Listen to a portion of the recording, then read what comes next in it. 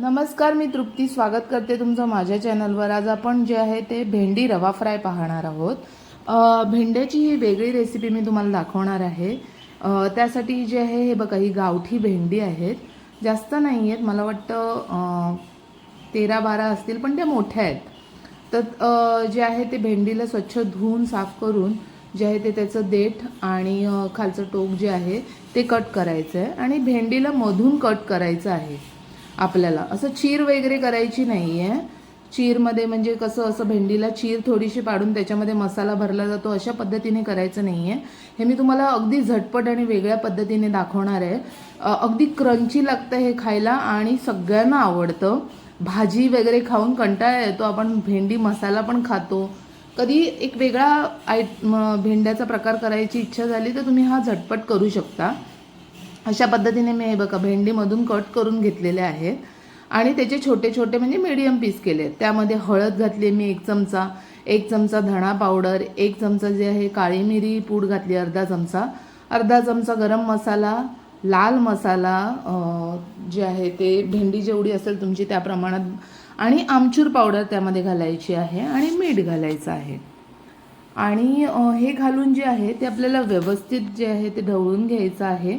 आणि आपल्याला आता हे कशामध्ये म्हणजे फ्राय करण्यासाठी वगैरे रव्यामध्ये कोट नाही करायचं आहे, ह्यातच घालायचं आहे। पण 1 चमचा तेल ह्याच्यामध्ये ॲड करा आणि तांदळाचं पीठ थोडंसं क्रंचीपणा येण्यासाठी, आणि भेंड्याला एक स्वतःचा बुळबुळीतपणा असतो, त्याच्यामुळे जे आहे ते रवा आणि तांदूळ जे आहे ना ते त्याला व्यवस्थित चिटकून राहतं।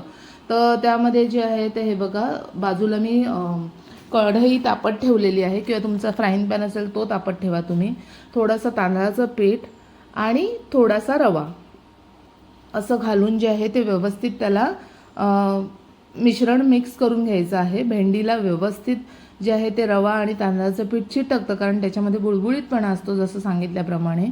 आणि आपल्याला थोडी थोडी भेंडी जी आहे ती आता तेलामध्ये टाकायची आहे आणि मीडियम फ्लेमवर मस्त अशी, तुम्हाला जशा पद्धतीने आवडतात, खरपूस हवे असेल तर तशा पद्धतीने, किंवा थोडीशी लालसर अशी कुरकुरीत अशी भेंडी फ्राय करून घ्यायची आहे। चपातीमध्ये रोल करून खायला लहान मुलांना खूप तुम्ही टिफिनला देऊ शकता, किंवा तुम्ही डाळ वरण भात असेल नुसतं आपल्याकडे साधंसं जेवण, किंवा खिचडी असेल आणि भेंडी असतील तर अशा पद्धतीने करून खा। हे कॉम्बिनेशन तुम्हाला खूप आवडेल। तर जर तुम्हाला ही रेसिपी आवडली ना तर तुम्ही नक्की एकदा ट्राय करून बघा आणि माझ्या व्हिडिओला लाईक शेअर करा, आणि माझ्या अशा रेसिपी बघण्यासाठी आहे ना माझ्या चॅनलला सबस्क्राईबसुद्धा करा। तुम्ही चॅनल सबस्क्राईब केलात आणि व्हिडिओला लाईक शेअर केलात तर मला तेवढं प्रोत्साहन मिळेल, तर मी अधिक उत्साहाने व्हिडिओ नवीन नवीन बनवेन। तर त्याच्यामुळे जे आहे ते हे बघा, अशा पद्धतीने आपली भेंडी जी आहे ती लालसर खरपूस अशी भाजून झालेली आहेत। आता ती आपण काढून घेऊया आणि जेवणाबरोबर जी आहे त्याचा आस्वाद लुटूया। तर हे बघा, अशा पद्धतीने ही भेंडी होतात आणि छान होतात अगदी।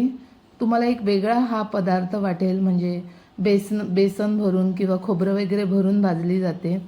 तर हे बघा, अशा पद्धतीने ही अशी तुम्ही रवा भेंडी फ्राय करून बघा। अशाच आपण जे आहेत सोप्या रेसिपीज घेऊन परत भेटूया। धन्यवाद।